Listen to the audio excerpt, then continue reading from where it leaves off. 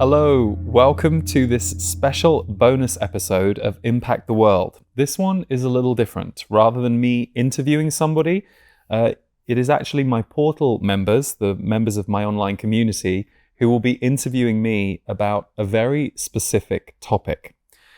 So some of you may be familiar with my Conversations with Disease book series. There were 2 books and audiobooks released where psychotherapist and author Dianna Edwards interviewed disease on a range of topics. And the 3rd and final release is coming out. This one is only an audiobook, so you can get it in audio form only, but it is the actual conversations that took place between Dianna and disease, and on a very specific topic. It is called Demystifying the Journey of Life Before and After Death. And the topics in the book are all around reincarnation, karma, grief, and how grief is this healing journey for so many of us. Disease have previously referred to grief as grief, the great transformer, in terms of what it does to us. So it's coming out worldwide on June the 30th, so you'll be able to get it wherever you like to get your audiobooks. And we wanted to commemorate the release with the portal members' questions, because the way it works with my portal online members community is they always receive things early before I publicly release them, in the case of books and audiobooks and all of those things. So they have already heard this series of recordings, and we invited them to send in anything they wanted to on any of the topic areas, including personal questions that relate to those themes. We have curated what we feel is a nice cross-section from those questions, and I'm going to take some, and then I'm going to channel disease and let them answer some of the ones that seemed a little more aligned with disease. So we hope you enjoy this journey through the topics of reincarnation, grief, death. I know it can be a very heavy or challenging topic sometimes, but actually what I've learned in my life is the more we can face this truth of life, actually the stronger we become, and also the more present we become. It's so easy for us to forget that none of this is promised, and we never know when either we or a loved one is not going to be here anymore. And I know that that can make us feel a little when we first think about that, but it's actually a really important way of living. And I feel that this audiobook really encapsulated that. And actually my favorite chapter in the audiobook was a conversation that takes place between a friend of Dianna's called Kelly, who had been dealing with a cancer journey for many, many years. And she elected to have a conversation with disease. It's over an hour long. It's very moving, where she just speaks to disease about her life, the purpose of her life, why she is going through the cancer journey she's going through, how to look at it, what can she expect in the afterlife. It's very, very moving. And that is the final chapter of the audiobook. So yeah, it's a deep topic, but it's a topic that I feel equips us for life in a deeper, truer way, more authentic, more present, more here. So I hope you get something out of today's episode, and let's kick off. The other thing that we did, which is nice, is we actually invited our portal members to record their voices asking the questions. So you're actually going to get to hear some of our members' voices, and they've all given permission for this to happen. So without further ado, let's take a look at some of the questions that came my way.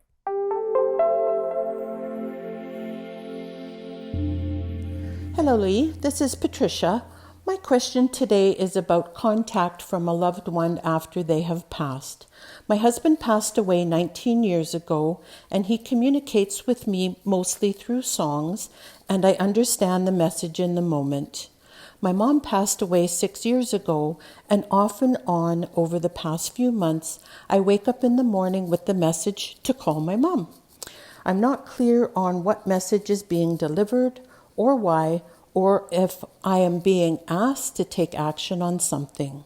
How can I get clarity about a message I received from someone who has passed?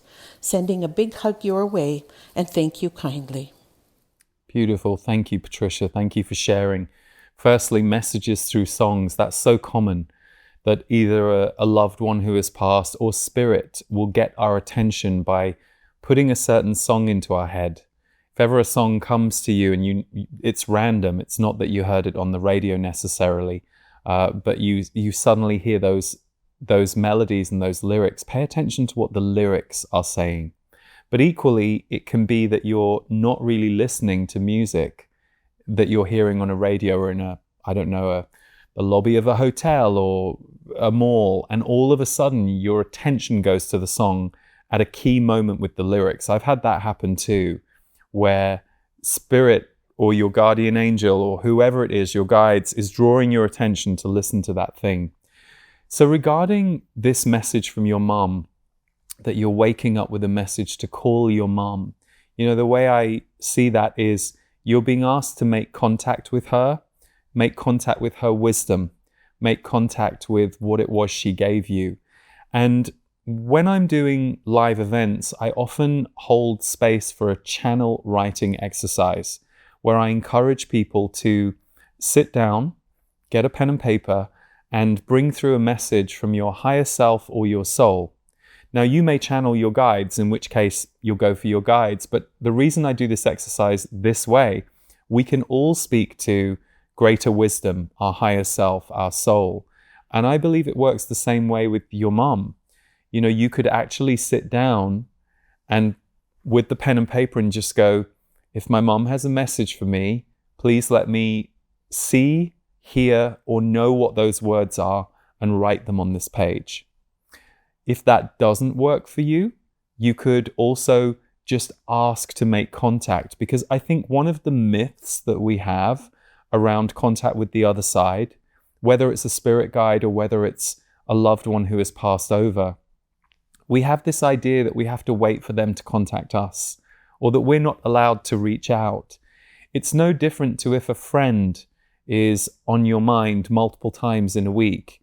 You might just call them or text them or whatever, make contact, because there's something there. So I would encourage you to make contact with her in whatever way feels true for you.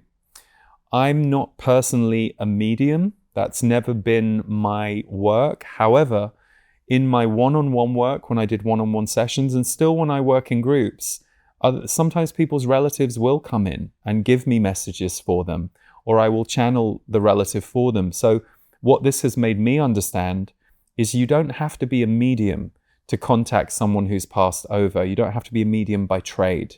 We all have access to those other realms. And I think often we stop ourselves from going a little further. Sometimes I'll work with people who'll say, oh, well, I got this channeled message or this message from my guides, and I did it, and now I don't know what to do. And it seems obvious, but I often say to them, well, have you asked what the next thing to do is? Or have you asked a follow-up question? And I think people go, oh, I didn't think it could be that conversational. It can be that conversational. And it's not that you're trying to prove that you're speaking to your mom. It's not that you're going to go out and tell the world what this message is. But if your mom wants to make contact with you and it keeps coming in and you are being told, call your mom, you would have had to take a physical action to do that if she was still here. So the physical action you can take now is you can journal and see if any message comes to you from her through you. So I hope that helps. I hope you can call your mom by journaling, or if you really don't feel like writing it down, you could just sit there and see if you receive a message. But I always encourage people to write it down because it lets you study it. It lets you have it as a piece of paper weeks later if you want to go back and look at it again. But even more than that, when we have an inner vision experience, it can remain somewhat amorphous and energetic. When we actually take a message from spirit and write it down and have it on a piece of paper in front of us, we bring it into reality, which does two things. It grounds it into reality, and then what you've written, when you start reading it back as a human, it has a relay effect on you. You can't get that in the same way when you're doing this. This is beautiful. This form of connection, a higher connection, sitting, meditating, getting visions, it's lovely, it's wonderful, it's its own thing.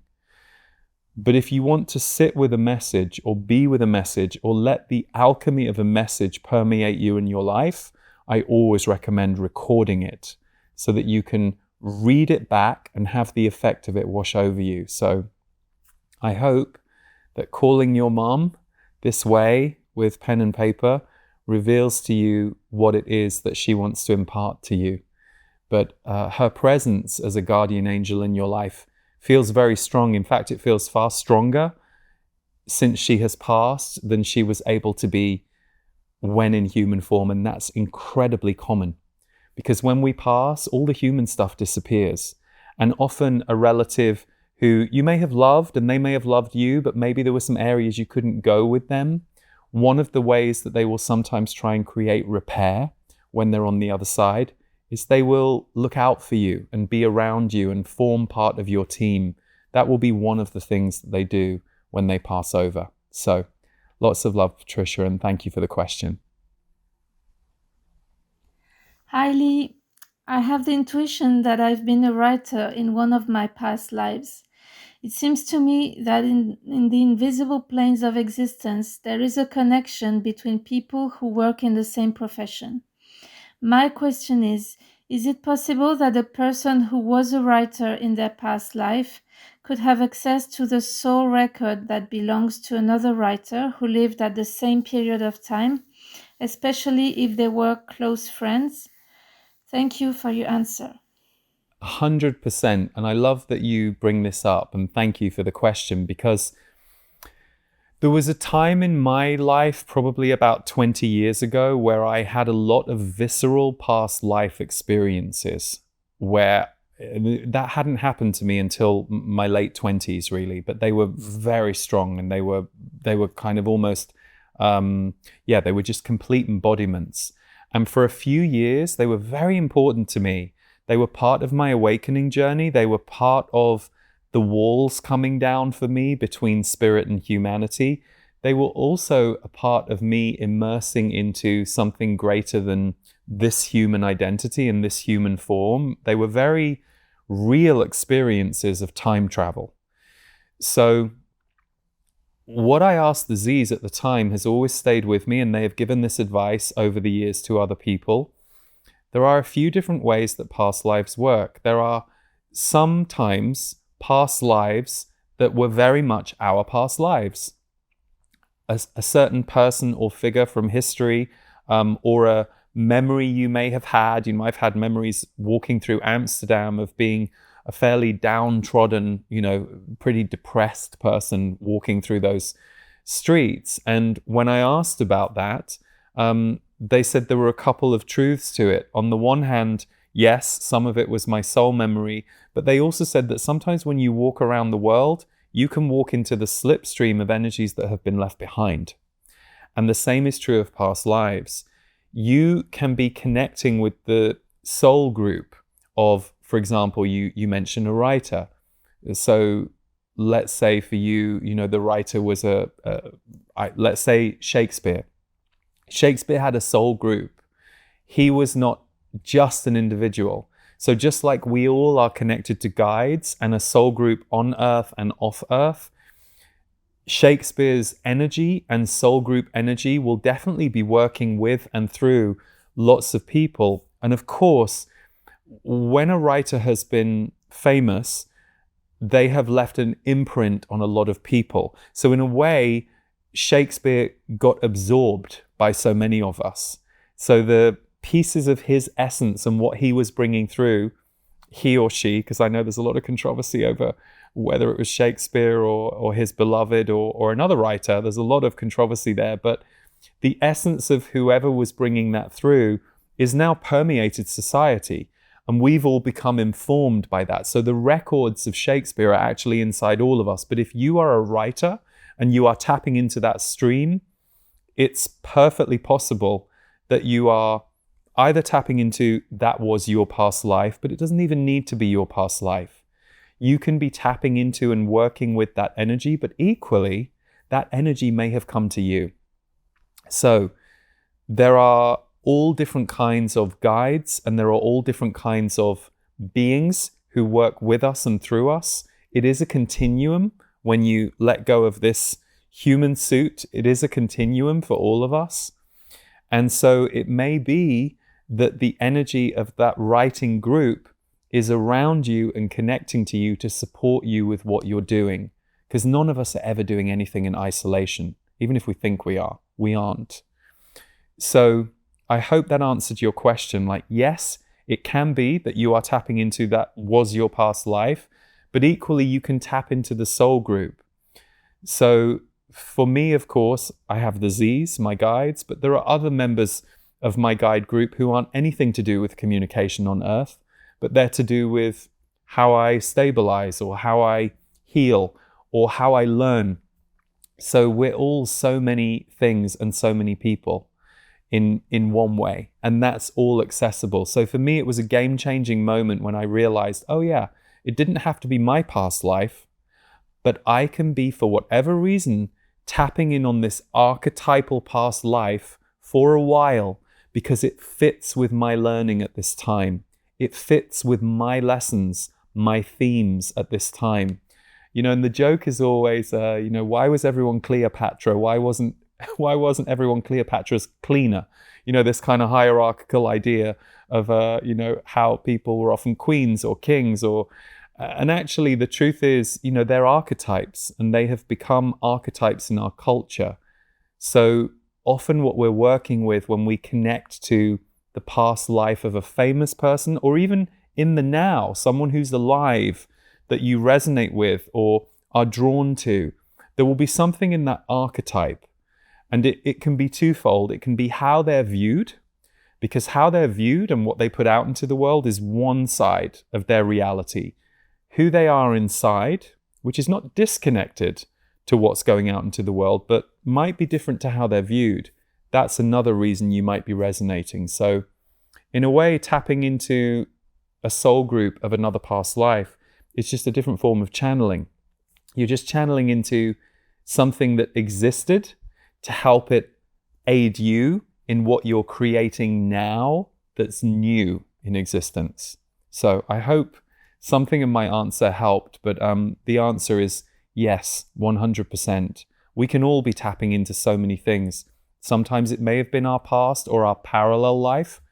And actually, it is a parallel life when you're tapping into it, even if it may be historic. If it's hitting you in the now, it's now. I hope that helps. Thank you for the question. What's the story about grief being the catalyst for healing and development? And why does so many of us carry grief into this incarnation? And how do we handle it? Two separate questions there. Thank you for your question. I'll start with the first one. What's the story about grief as a catalyst for healing and transformation? Well, when the Z's talked, there's a channel called Grief the Great Transformer. It's an audio recording. And it's probably almost an hour long. And they speak in that about how grief is a chrysalis process that we go through that transforms us from the inside out. Let's say, I have a dear soul brother in my life who suddenly dies. And we were very connected and very engaged with each other. When he leaves the earth, I now have to go through a process of letting go of him on this plane, which is a letting go for me and could be very painful, could be very sad, could be very shocking. But then I also have to go through a process of reconfiguring. Because if he's not here anymore, and I was in relationship to him, that means as well as just missing him and his existence, the person I got to be because of his existence is now going to go on hold. Because he's no longer there for me to mirror with. We're all different with different people. At our core, we might be the same person, but each different person you interact with brings out a different side of you, depending on what they're capable of. So, we have our friends who have a great sense of humor. Guess what? They're going to be the people that you laugh with more. We have our friends who are very caring.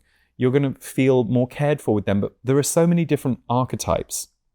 So the grief process transforms you because not only are you letting go of someone who is no longer there, and at the highest point, that is a reminder of the truth of life, which is we all enter into this earth through the birth window and we exit through the death window, and they are the same window.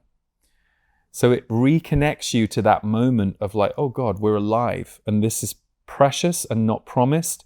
It wakes us up from our amnesia of our conditioned thinking of who we are as humans and what we need to do and what we're hoping to do next year. None of it's promised. So there's that side of it, but also who you became because of your soul brother is now going to have to find a new way. You're going to have the opportunity to become a little bit more in yourself of what your soul brother represented. You're going to have to become a bit more of that. Maybe you always admired his confidence and he held confidence for you. And so you'd go to him when you needed to. Now you're going to have his memory. Every time you feel a little less confident, you're going to remember what he said. And on an energetic level, if he's decided to be one of your guardian angels, he'll be there whispering in your ear, reminding you of his wisdom and his love. But also, you're going to go through a process where you may, after a period of time, be open to a new kind of relationship that brings some of those elements back. But first, you have to go through this letting go. So the grief process is twofold. You have to let go, you have to reconfigure, but, and this is the big piece, the Z's have spoken about this for years, and it's one of the most fascinating things they've ever said for me about grief. They say that when we're grieving, a grief window opens up in us. And that grief window, we will pour through every grief and piece of sadness or loss that we haven't felt before. It will come out. This is why I've had some people, when I work with clients or even in groups, some people have been a little embarrassed about the fact that they're grieving more because their dog or their cat died than they did when their mother died. And the Z's have spoken about this, and they've said, well, number one, a relationship with a pet is very pure because there isn't all the mental stuff. There isn't all the, human negotiation. It's just very pure. It's very simple. It's very pure and very bonded. And also, if you think about it, a relationship with a pet by necessity is a bit like having a child. So it's very bonded because the pet is usually on some level dependent on you, unless it's a wild animal that you have a relationship with. But usually there's a dependency. So there is a bond that comes through that dependency. But more than any of that, what the Z's explained to this person who was embarrassed, they were sadder that their dog had died than their mum had died, is they said, no, you're grieving your mum now.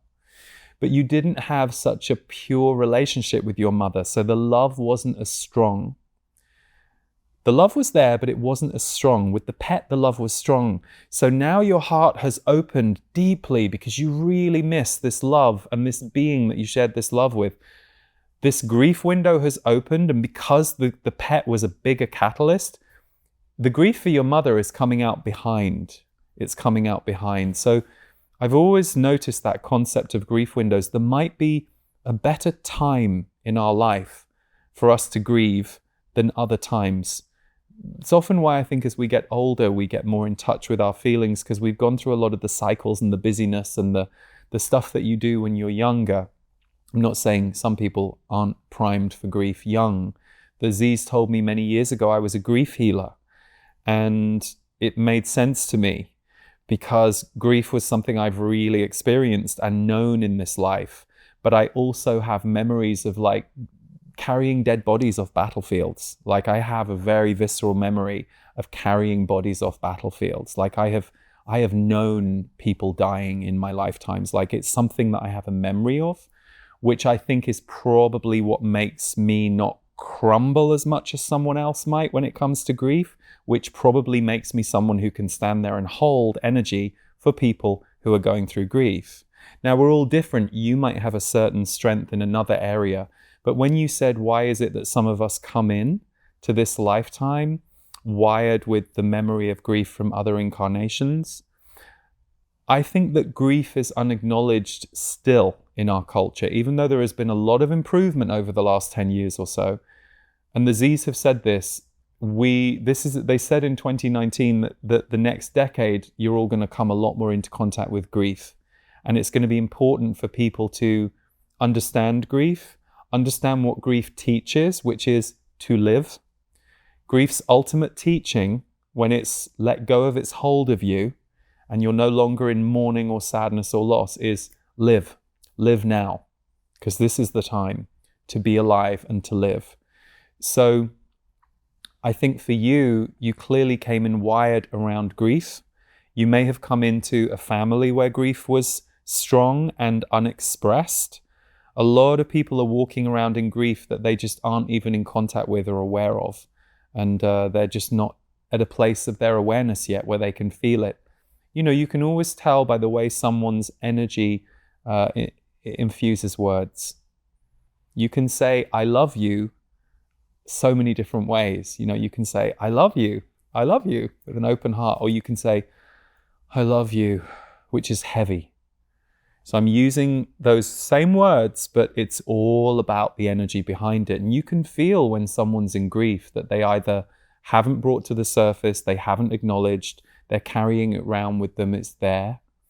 So for you, it might be that you are also a grief healer, and you came here to learn about grief, to hold space for grief, and to help move grief. So I know for me, part of my work is holding space for people's lower experiences, but equally, I'm also here to create uplifting and higher experiences to span the range. And that's also important for me as a person, to span the range. So for you, I would encourage you to look into ways that you can find happiness or joy, or create that for yourself, so that your alignment with grief can come to some balance. Because I had to do that for myself. I had to have strong boundaries around when I would and wouldn't go into grief. Because it was, I don't mean for myself, I mean with others. Because it was a very natural lean for me. And there's a lot of unacknowledged grief and pain in the world. And you probably came in here wired to be one of the people to notice it, to work with it on either a professional or a personal level, or both, and to help move it. So see how you can find alignments to joy, peace, presence more in your life to help rewire some of that predisposition toward grief. It's very important for empaths to get clear about the fact that, where are they most getting stuck to? There are a lot of empaths who love feeling people's pain, and I always encourage them, okay, is that good for you? Is that necessary? Is there something in there that you really need that you haven't really got to the bottom of? So every time it's around you, you just, glued, because you've got to be careful. Your nervous system doesn't know the difference. So you have to work to figure out for yourself, is it true for me to still be aligned with the grief of the world? Or am I now allowed to go into a different phase where I'm not close to grief, but I'm no longer going to make it my main focus or my main awareness? And that for us is an inside job. We have to repattern ourselves by turning our attention to other aspects of life. So, sending you lots of love. Thank you for the great question, and good luck with your journey. Okay, so the other side of today's episode is I'm going to channel my guides, the Z's, and we're going to see what they have to say in response to this next set of questions, which felt a little more appropriate for them and their perspective. So I will close my eyes, get settled, and then momentarily I will begin speaking and responding as them.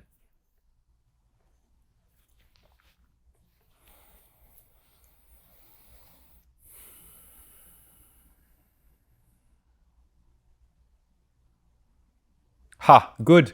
A pleasure to be here to speak on one of our favorite topics, which is in fact death. And we say this with some brightness because for us, death is not a topic about the end of your life. It is a topic about your life itself. You see, death and life are the same. Yes, death is often seen as the end point of a journey, and it is very feared on earth because of grief and the nature of loss. And yet, it is that death can be your greatest educator as to life. And in fact, the loss of others is not just to wake you up to your own life, but also to allow you to, in many cases, awaken.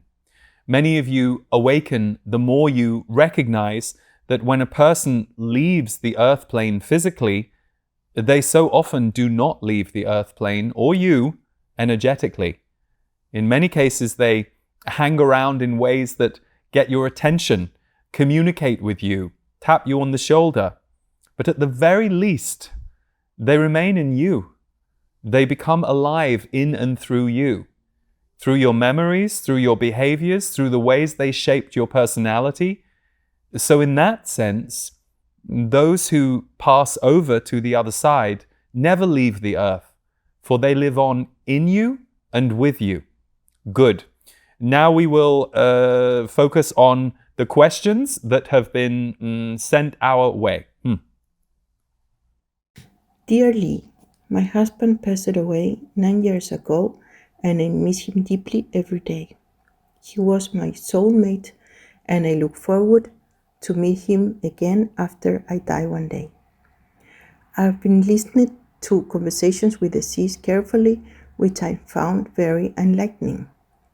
I can understand that our souls live on, but that the identity we are incarnated as does not. My question is, we will be reunited on the other side and still love each other and recognize who we are, who we were while we were alive? Thank you very much. Good. Yes. Firstly, your husband is very with you. And if you choose to, you can place your focus on him a little more each day. For he is very much with you. He is not leaving you, for he is aware that it is your choice in this lifetime not to partner again, or at least not to partner at the level you partnered with him. But you and he have had many lifetimes together, but in different forms. This was the second time you had been in what you would call romantic relationship or partnership together. But you have had many lifetimes where you have been at each other's shoulder in ally form, in terms of work you have done, or specifically missions you have undertaken together in the past. You have also been family to each other. And in fact, a specific incarnation where he was your father and you were his daughter is what has replayed since his death. Since his death, he has gone into more of a, what you would call, guardian angel protector mode for you. And it's not that he didn't carry this for you when he was alive, for he did. And you both had many beautiful roles in your relationship together. But he has returned to being an overseer and a guardian of you since his death. So firstly, we would say you can contact him as much as you like. You will feel his presence whenever you turn your attention toward him, whenever you want to sit and be still and ask to feel his soul or bring his soul into the room. You will feel him, and it will shift your energy. You will feel your energy field change, and that will bring you a comfort. But he also wants you to not stay alone too often. He wants you to remember that there are still many good people in the world for you to connect with and be uplifted by. That is important, and that is something he has his eye on for you. For as much as he knows you like your alone time, he wants to encourage you to step outside that a little more often. But as for you being reunited when you pass over, yes, you will be. But the form will be different. You will reconnect, and you will reconnect first with him when you pass, and he will be your main point of contact who will bring you back into integration. For when you leave Earth, it can, in Earth time terms, it can take several months for you to fully leave the Earth.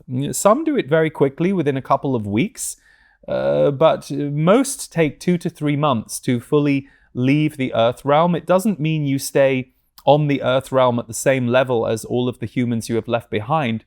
If you wanted distance terms, some of you may be as far away from the Earth by a mile in distance, which is quite far from your people, but is still very much within the realm of the Earth sphere and the Earth's consciousness. This helps many of you tie up certain things energetically that you were working on. These might be life themes, In some cases, you will replay memories, not in the same way you would experience those memories as a human. They do not have such a small focus, but you would replay certain memories of themes so that you can shift certain energies. It's why a lot of forgiveness happens when someone dies, because often you as a soul, when you die, will hang around a while to make peace and be there for as many people who may want or need to make peace with your passing. Those who are sad you have gone and miss you, and those whose hearts open because there was some conflict or some shutdown with you while you were still alive that can now disappear. Now you are on the planes free of human identity. So you will go and be joined by your husband when you first pass, and he will help to integrate you from this realm to the next. But you will also rejoin your soul group. It will not just be him that you go to. It will be many that you reconnect with, and some of them will have been on this ride with you in this incarnation, and some will not. But they will have been part of your soul group even while you were alive on earth, and they were connected to you from the realms above. So we send you love. Your husband is with you, wants to be with you as much as you want to be with him energetically, encourages you to stay connected to other good souls. There are still many good souls you are yet to meet and connect with in your life. You are not done yet, but also that you have been many things to each other. And in this moment, he has returned to his archetype of father guardian, for that is a role that he can play for you energetically at this time. 10 counties in northern Michigan were affected by a generational ice storm in March of 2025. 1 million acres of trees were damaged, uprooted, and many of these trees will die. I mourn for the trees, and I send healing energy to the trees in this area. My question for you is, will their wisdom become lost, or will it be transferred? Thank you. As is often the case, the answer is in the question, and you already know the wisdom will be transferred. Firstly, you mourn for the trees, for you are an elemental. All of you as humans are more than one thing. So some of you are angelic in nature, some of you are elemental in nature, and you all have many different elements that run through you and archetypes. But those who are elementals, they identify strongly with nature and animals. There is a kinship and a knowing inside your body that is not just empathy, it is memory. You have been part of those kingdoms before. You have incarnated in those realms before. It doesn't necessarily mean you were incarnate as a tree per se, but many of you who are elementals will have worked with the energies of the land before you incarnated as a human this time. And often you will bounce between being a human who is a guardian of the land and returning to being a soul who works with balancing the energy of those areas of the earth. Not all souls who leave the planet will stay in Earth's orbit and work with Earth, but many do. And in your case, there is this, shall we say, awareness of the loss of what we will call a gathering of souls in these trees. For these trees were a gathering of souls, and they were holding not just what you might call space or energy in that area, they were also locking a certain wisdom of history into that area that has now been removed on a physical level and created space for something new to appear. For nature is resilient and will regrow and rebirth. Some of the energy has disappeared, as in it descended upwards, or we would say ascended upwards, but we will say descended upwards because from our perspective, things are a little more upside down. We know that from a human perspective, you are often thinking that you are on the ground and everything is above you, but it doesn't work like that. You can flip the earth around in all directions. And so we will say descended upwards because It is information that was already being beamed from up there anyway. So it has returned home. But remember that trees are more than wisdom keepers. They are wisdom keepers because they are antennas. So any antenna on Earth can access wisdom that you need.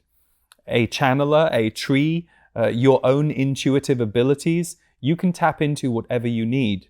But vibrationally, what the trees hold is stability and guardianship.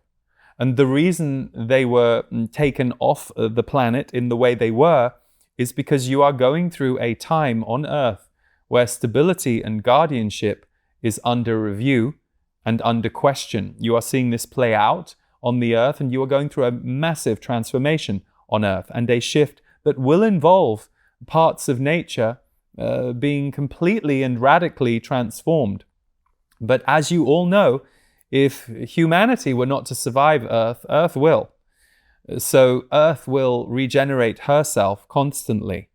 So the wisdom is still there in the ground. Much of it went underground as it already existed. And the wisdom is there to permeate for as long as its lifespan. It is no different to grieving a human being who you loved who passed age 95. For all of those who knew and benefited from that 95-year-old through the lifetime, there is a sense of loss that they are gone. But the wisdom lives on, not just in the people they touched, but in the energy field and the frequency they left upon the earth.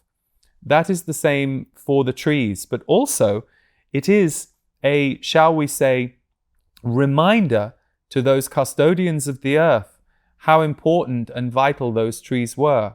And there are many efforts right now around reforestation, and you will see even more efforts around reforestation when you get beyond 2030, because that will be the time where what we will call the replanting of Earth will be able to happen in a faster and bigger way. So we appreciate your elemental question and your understanding. The energy is not gone, but it is no longer accessible through those trees in that way, in that place. But some of it has gone down into the ground, and it will remain there, and it will come back up through the new shoots that will emerge. And the energy that, as we said, descended upwards into the sky remains there to be dropped down onto the earth through whatever conductor may want to pick up that frequency. Good. Hi Lee, is it possible to carry the fear of death into this incarnation? If so, how can we release this fear and live in the present instead of holding ourselves back? Thank you. Very good. It is not necessarily possible to carry the fear of death into this incarnation, but it is possible to bring with you the memory of a death that creates a fear of death. Having a fear of death, while we understand it, and there are many ways that humans like to play with this, in fact, you even create entertainment based on this fear that many of you like to feel or be adrenalized by. So it is how many of you will make contact with this worldly and earthly truth. But there are many of you who come into this lifetime with what we would call a trauma imprint from a prior death that you have decided in this lifetime you want to let go of. It may be that it's one of the things you decided to bring down with you for this next incarnation. You will all bring with you a series of, shall we say, not just themes for your life and themes for learning in your life, but you will bring down certain soul memories that you leave quite strongly imprinted in your soul, that they will often play out in your human life. So for example, let's say you have a very strong soul imprint of being starving, and you remember this. You may keep creating scenarios in your lifetime that put you into the fear of starvation or not having enough food in order to try and get at the healing of this energy. What we will tell you is healing has become quantum now, so much faster, so much quicker, not just because of the frequency on the planet that allows for that, but also because you are beginning to refill your knowledge banks as a society on healing.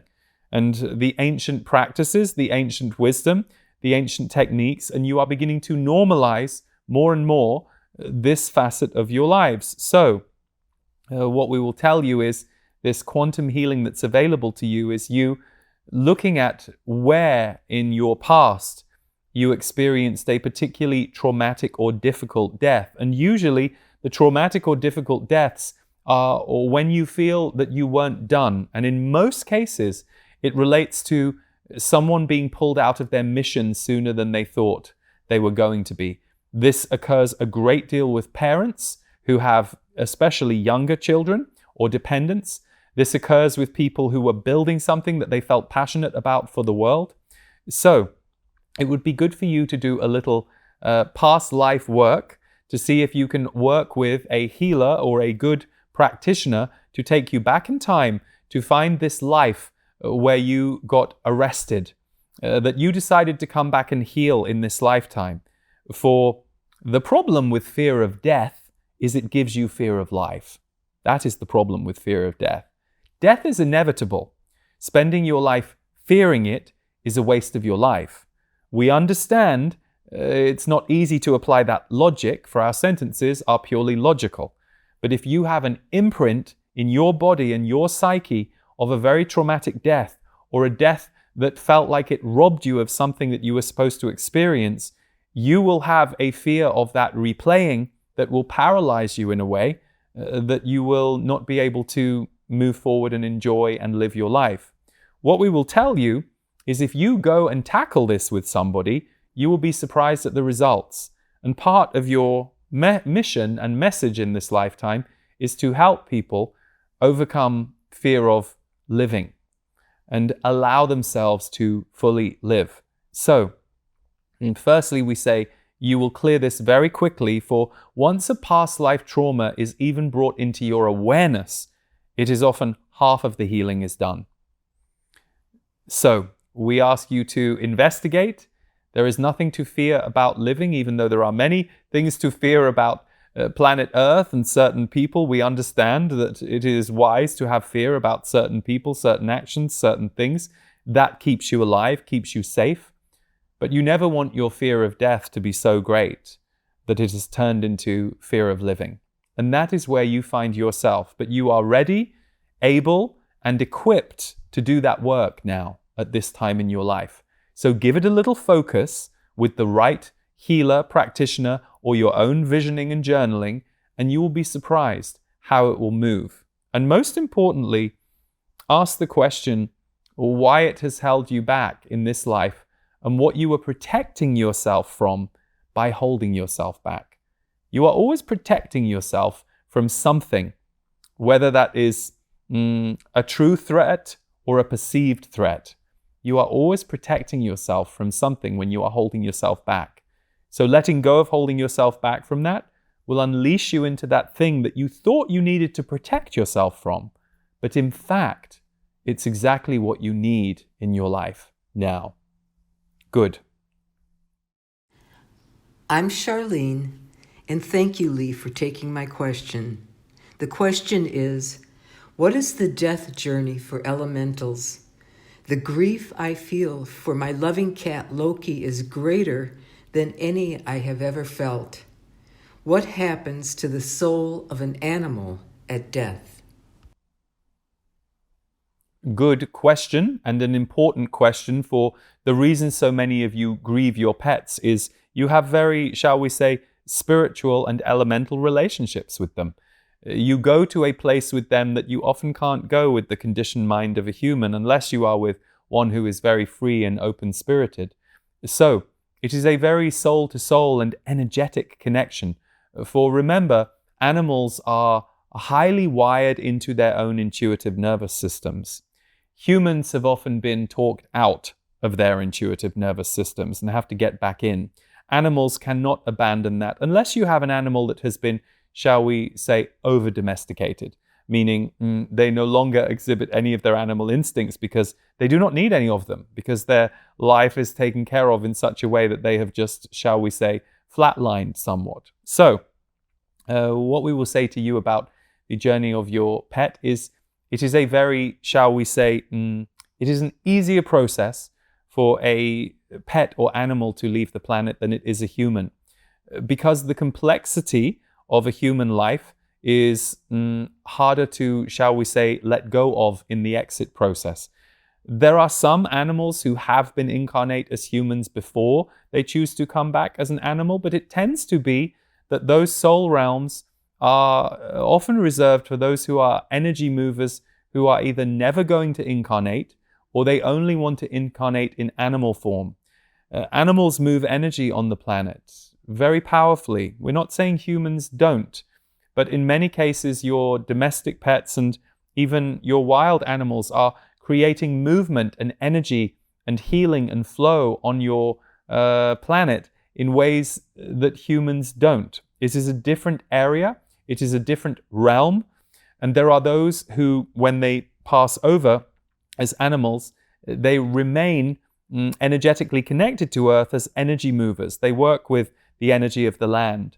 Often, those of you who are elemental may have had lifetimes as animals or been connected to the spirit of nature.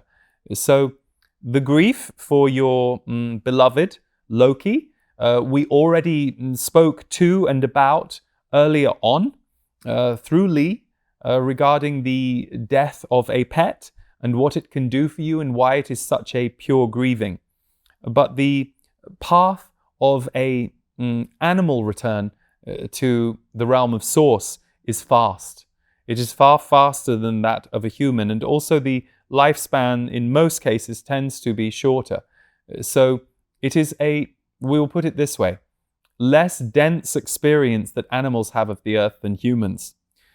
Most animals remain very connected to the spirit realm in ways that humans have to retrain themselves to do. So the most domesticated animal on earth is actually the human. And why you connect so deeply to these souls is the spiritual plane of existence that you get back to when you connect with these animals. So their return to source is usually far faster than a human journey return to source, which requires a certain level of processing. Also, it is true that your animals will, shall we say, stay around you, some of you, but not in the same way that humans that you have known do. They tend to stay around you, not surprisingly, more on, we would say, ground level in the case of land animals, which is most of the domestic pets that you have. And they will be most in radio with you when you are in nature. It's not that you won't feel them in your homes, but they will be most in radio with you when you are in your garden or in nature, because that is a realm they can easily access to make contact with you again. So some of you may notice their spirit when you are outside. You will feel them, because that is an easier doorway for them to walk back into than, for example, a domestic house, which is very much the territory of a human.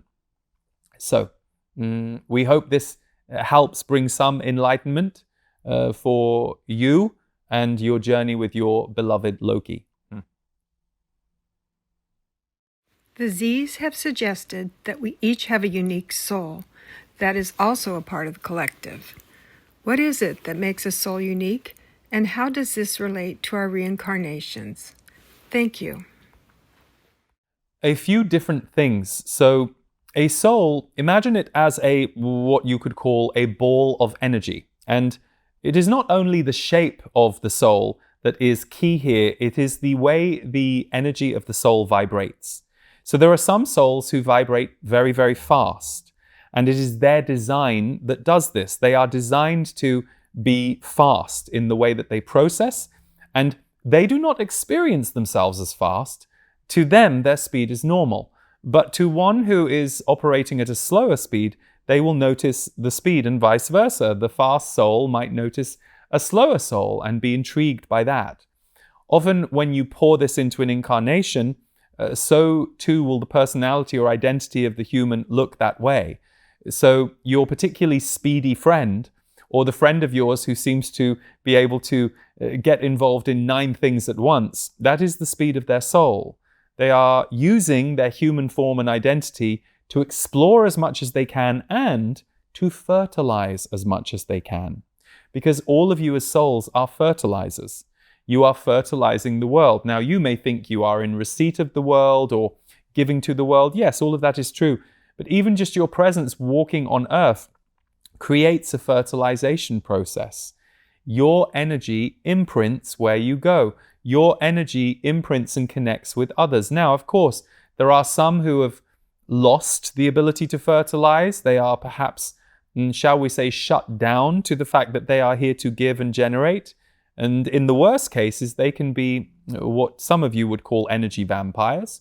They are sucking energy or fertilization from others because they have forgotten that they are supposed to generate it, or perhaps they're in a period where they can't generate, and so they look to be filled by others. And that is okay, that is a season of life. But all of you are here fertilizing. So the one who moves slowly can fertilize in a certain way. The one who moves fast can fertilize in a certain way. So yes, when you are in the realm of what we refer to as oneness, that is the word that humans understand, we will call this realm the highest octave for any of you to return to, where harmony, flow, what you might experience as light, or some of you might refer to it as heaven, where the light of source is in full operation. You return to a place where light is the highest frequency, and light is exhibited in many different forms and aspects. So even there, where the souls are somewhat unified through oneness, each soul has a different role, a slightly different intersection. You are a slightly different piece of the jigsaw. So when you incarnate in this lifetime, there will be certain personality traits that will completely correlate to who you are as a soul. There may also be certain personality traits that are similar to your prior incarnation, but you will never be the same from incarnation to incarnation, because each incarnation changes you, informs you, and each time period of history that you incarnate in is its own imprint on you. So, for example, someone who was alive in the 1700s and didn't reincarnate until, let's say, the 21st century, you are going to have a very different experience of life. You are going to maybe have some of the same personality traits, but the circumstance you incarnate into is going to have an effect on you. So this is why we say souls are universal and they do not die off. They can sometimes, we will say, reinvent themselves into other soul groups. Certain souls can join up with other soul groups and create one different kind of soul. That is a whole other discussion. But for most of you who have gone through a reincarnation journey at this point in time, you will have been a unique soul who has come to Earth to have unique experiences, bringing your unique soul imprint to those experiences, but equally being changed as a soul by those Earth experiences. When you return after each incarnation, you are different. So that means when you reincarnate, you are different again. So think of it as a constant process of evolution, but it is not a punishment, as some will like to tell you. It is a choice. And it is a choice that you have chosen to put yourself through time and time again, not just to liberate your own soul, but to see what you can do to help raise the consciousness of Earth at the same time as going through your own healings, lessons, and experiences. Good. My question is about reincarnation. Do we bring parts of our soul past experiences into our present life experience, which ultimately influence our current life in different ways? Thank you so much for answering this question. Many blessings. Yes, there will be certain alignments that you will experience in this lifetime that will be related to past lives. So, for example, you may go to a place, a country, a piece of land that you lived on before and have a powerful, visceral experience of memory, and you will wonder why that is happening. It is not that you will always remember everywhere, but if it aligns to or relates to your path now, it can be powerful for you. It is why certain people visit certain countries and come back changed. They may say, that country changed me forever. Yes, usually because you've remembered it. So going there with a soul memory in a place can be very powerful for you. We are not saying it's not good to see new places, but the most powerful trips for many of you happen where there is a soul memory, happen where there is a memory that you have either lived or that you are tapping into through the rest of your soul group.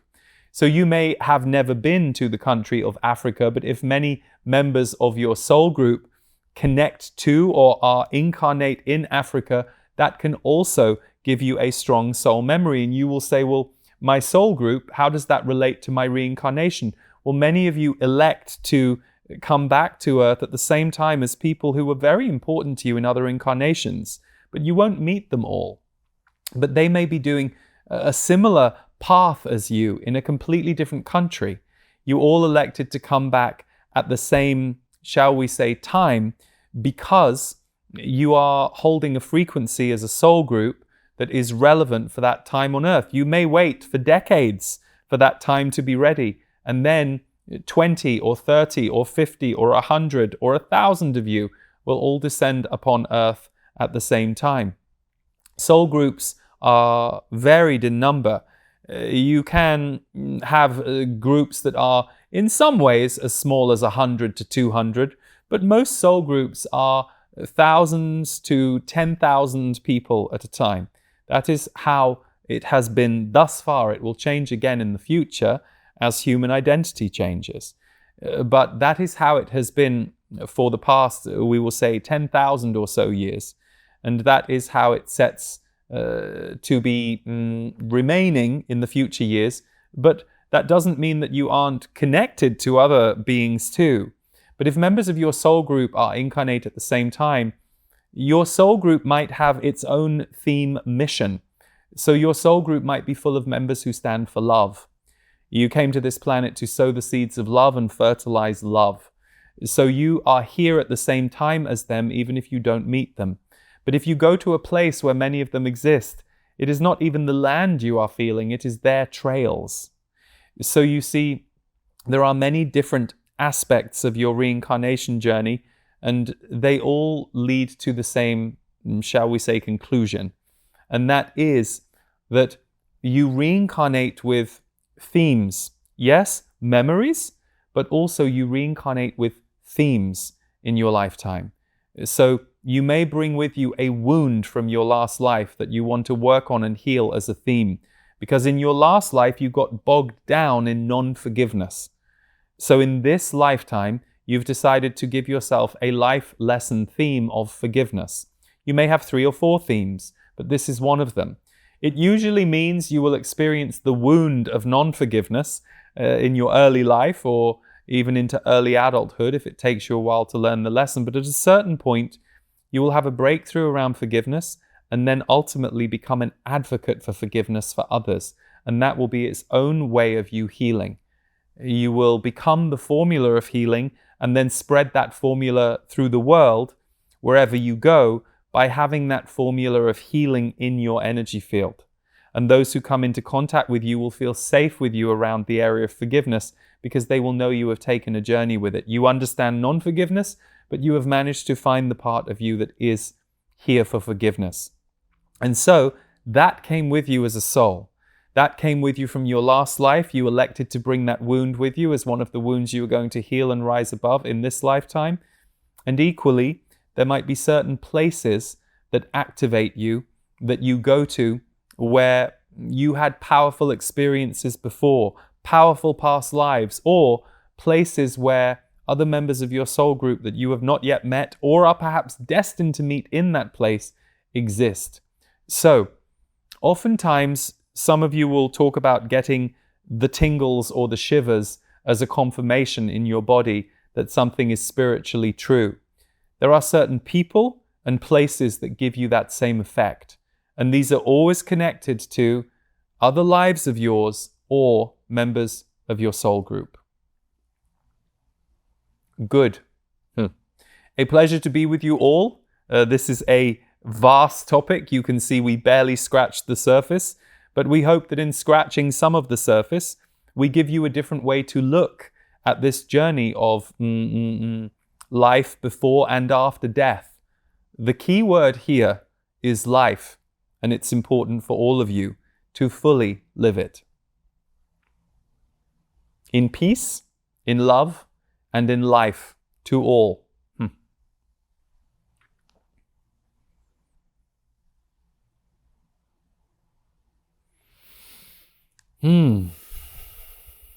Well, I hope you enjoyed the Z's perspective. It's funny when they said at the end, we've only just scratched the surface. One of the things that I've said about channeling publicly over the years, what I've learned about channeling and asking for information about other realms is it's endless. It's a rabbit hole that just keeps going.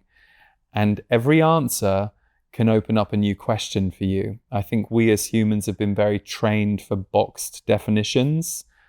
This is what that is what that is. And actually in the realm of spirit, there are no such limits, there are no such end points, which is why I think this journey of death is so interesting for us.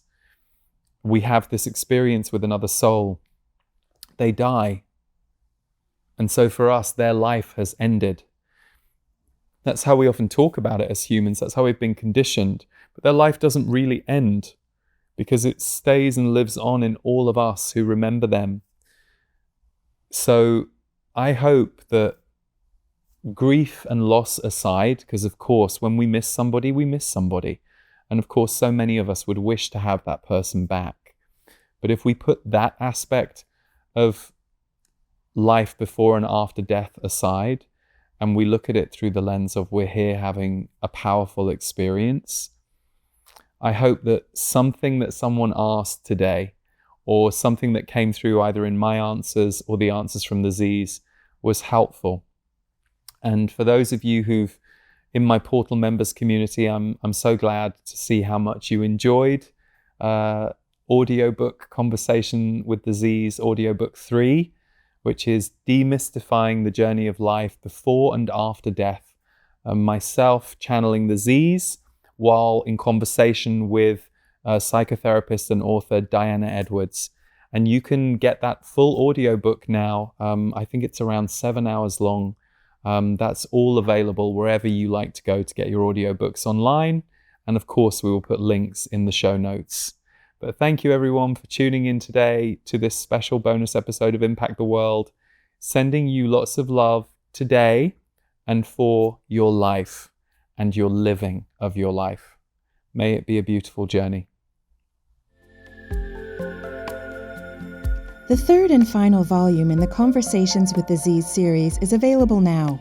In Demystifying the Journey of Life Before and After Death, Dianna Edwards and the Z's explore profound spiritual themes, from reincarnation and karma to the transformative power of grief. Available now on Amazon in audio and ebook formats. London, are you ready for energy mastery?